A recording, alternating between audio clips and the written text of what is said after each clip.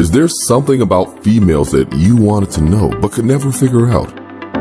Are you struggling with relationships?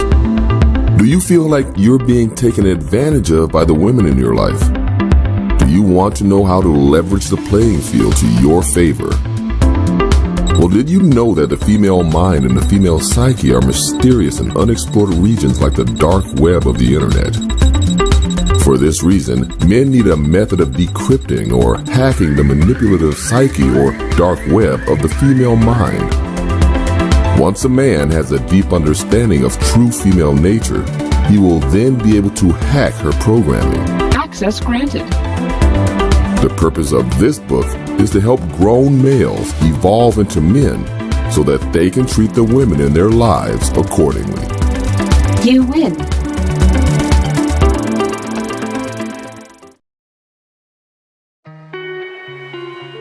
Real quick, let me break down the origin or the reason why I came up with the title real quick.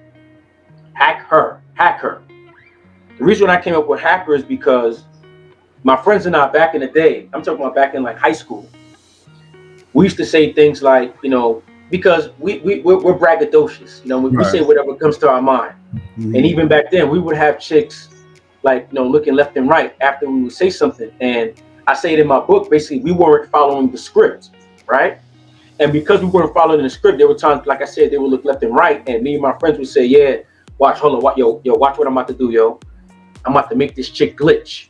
And what that meant is because we kind of looked at chicks like robots, because they're the same but different. That's one of the names in my chapter. They're the same but different, you know what I mean? They're robots, but they might be a different model, a different this, a different that, different programming from the last dude, type of religion, environment, whatever the case may be. We're going to get into that, you know what I mean? But basically we look at them, you know, the same but different, and we say we make them glitch. So it's almost in the vein of looking at them as like androids, and you have to find a way to hack her programming. Because I talk about that in the book, that she has two different type of programmings. You know what I mean? The natural and the you know, societal. We can get into that later on, but this book is talking about breaking that programming. I mean, because it's like a rewritable CD. For those who are old enough to know what that is. Yeah. They're rewritable CDs. That's why they can be imprinted multiple times. Not saying 10, 15, 100 times, but they can be imprinted more than one time because they're rewritable CDs, and it depends on who the person who's imprinting them. So once you learn how to hack the Android, you know what I mean? Another thing we would say is, watch, I'm about to push her jealousy button, or watch me push her buttons. If you press the right button, you'll have her doing whatever you want her to do. You know what I'm saying? So in that vein, I looked at it, especially in this day and age, this technological age, I say, you know what? Hacker, man. I mean, like the dark web. They psyche in their mind is known, but it's uncharted, like the dark web, you know what I mean? And this book right here will help you hack her nature. And the reason why I say nature, true female nature, is because Black Worm, as you know, because I know you interact with a lot of opposite sex also, they can't help it. It's their nature. That's what I'm saying. Once you understand, you won't even be mad at it. Right. You just know how to maneuver and do you. Understand? So that's what it is, man. Absolutely. In the book, you talk about how the creature learns to become a taker, kind of like the nature nurture. So we're talking about nature, but we're also talking about how that nature is expressed through the environment. And one of those ways is through the father.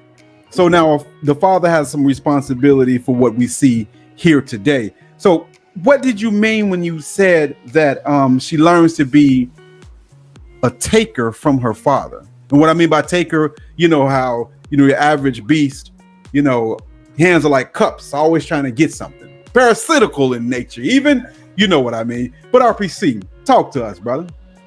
I mean, even with that, you can't even be mad because, again, that's their nature. I mean, not to get too graphic, males have an organ that is the giver, right? And females have an organ that receives. So it is, even physically, that is just a part of them. So when it comes to the father, again, let me give my disclaimer. I don't have any children, so I don't want to say that, I don't want to act like I'm speaking from a position like I know what I'm talking about. This is just my observation, right? So when it comes to father, I mean, the closest that I've come to that is, taking care of my nephews, my nieces, and stuff like that. So I can understand, looking in their eyes and wanting to, not want to see them upset, sad, angry, wanting to make them happy, keep them happy. But especially with little girls, when it comes to fathers, when they see their little girl cry, for some fathers, not all, but it breaks them down, and it makes them, and it manipulates the father into doing whatever that little girl, 2-3-year-old, wants that father to do. So again, I'm not necessarily blaming the father like, ooh, bad father, but what I'm saying is that contributes to her learning that, okay, when I do these actions, these are the results that I get. All right. So even, because again, I don't want to put it all on the father, because even if they don't learn that from their father, they will eventually learn that in at least middle school. You know what I mean? Once they start growing, their secondary sexual characteristics, as I stated in my book, the young boys just start acting different. And the girls, like they say, girls are smarter than boys, at least when we're younger in our younger years. So women pick up things quick. They're social creatures, so they'll pick up on things quick. So by if not by their father, they'll learn by middle school, that the sexual characteristics, in addition to their emotional traits, will manipulate the opposite sex males into doing things for them, into doing things whatever they want to do. So even at a very young age, they learn that crying, throwing a tantrum, will have their father buying gifts. Basically, they learn at a very young age that bad behavior is rewarded. Absolutely. Great point, man. So hold on. So with that being said, Black Ram, if they learn that from their father from a very young age, or from their uncle, or from their grandfather from a very young age, or whatever man is taking care of them, how can you blame them for thinking like that when they get older? Yeah, because they come in an environment where, like you said, they're rewarded for their behavior, and the whole society says, hey, you should have this and have that, and should be treated like this and treated like that. And if you stub your toe, somebody should be there to not only coddle you, but pay for all the bills that's associated with you stubbing your toe. So basically, they're the creature is born and bred to believe that life is for free. So where their frustrations come in at, when the harsh reality hits that's not necessarily true in every case. Absolutely.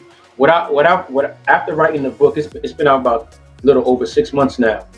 What I realized, one of the things that I should have stated in the book, I don't remember if I stated it or not, but I don't believe I did, was the hardest thing that a male or a man will have in understanding true female nature 101 is that they will constantly look at their nature through a male lens. You have to be able to put 2 feet into a woman's shoes. So what I mean by that is, for example, let's get back to the opposite sex learning emotional manipulation from such a young age. Something as simple as crying. As males, we're brought up and taught, don't cry. You're a boy. Only girls cry, right? So you're taught to hold it in. So when it comes to crying, if you do see a male cry or a man cry, especially if he's crying profusely, he's crying for a real reason. Yeah, it's real. Like, oh wow, ooh, I don't even know why he's crying, but ooh, I feel him, boom. So the thing with that is, when a male sees a female doing the same thing, they automatically assume that it's for the same level of reason, not knowing that. Let me give the example straight like that. Not knowing that the way a male would cry for a family member passing is the same way a female may cry just to manipulate a male. You understand? So she may cry just to manipulate a guy, just really bawl out. But since a guy's only used to seeing people cry like that when something is serious, not knowing that the opposite sex is willing to cry like that, basically just to manipulate him. Yeah. So in a man's mind, it's hard for him to fathom that someone will go to that length for manipulation. Mm-hmm. I mean, and we can go into other things when it comes to that. Why it is hard for a man to really understand. Like, I don't know if we're going to talk about it, but I'll just mention it. Like when I've said women are uncomfortable with being happy. That sounds crazy. Mm-hmm. And a guy will think, oh, I can go. I've asked 10 women, you know, are you uncomfortable being happy? And they said, what are you talking about? You must be like, they're not going to admit that to you. Yeah. I mean, yeah. You ever heard of the term chasing the dragon? This is what fiends use. Of course, we want to be PG. So the idea of chasing the dragon, for people who have heard of that, and if you have heard of it, it will make sense. But I'm gonna try to explain it. So she's chasing the dragon. Chasing the dragon is when, you know, fiends that use these street pharmaceuticals, they're trying to get the first high, so to speak, the first experience that they had the first time. And of course, it's the psychological one, the psychological high and emotional high. So the reason why she's not happy is because she's chasing the dragon all the time. So when she gets one feeling, she wants the next one and the next one. I like to call it, I don't know if I was the first person to say it or not, it's in material, but I call her an emotional junkie.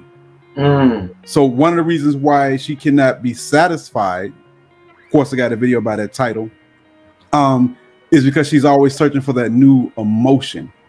And she's only happy inside of, how can I say it, chaos and change, because she's always looking for that something that new, that fantasy, what she believes she should have, what she thinks she should have. So happiness is always fleeting. Her happiness is not even for a moment because she's already on to the next thing, the next emotion, the next idea, the next guy, the next adventure. I like to say they have no chill. Where you, RPC, can be content with the simple things. Exactly. You know, for her, contentment and taking it easy is absolute boredom. And boredom for her is hell. You know what I mean? It's hell. Is there something about females that you wanted to know but could never figure out? Are you struggling with relationships? Do you feel like you're being taken advantage of by the women in your life? Do you want to know how to leverage the playing field to your favor? Well, did you know that the female mind and the female psyche are mysterious and unexplored regions like the dark web of the internet? For this reason, men need a method of decrypting or hacking the manipulative psyche or dark web of the female mind. Once a man has a deep understanding of true female nature, he will then be able to hack her programming. Access granted. The purpose of this book is to help grown males evolve into men so that they can treat the women in their lives accordingly. You win.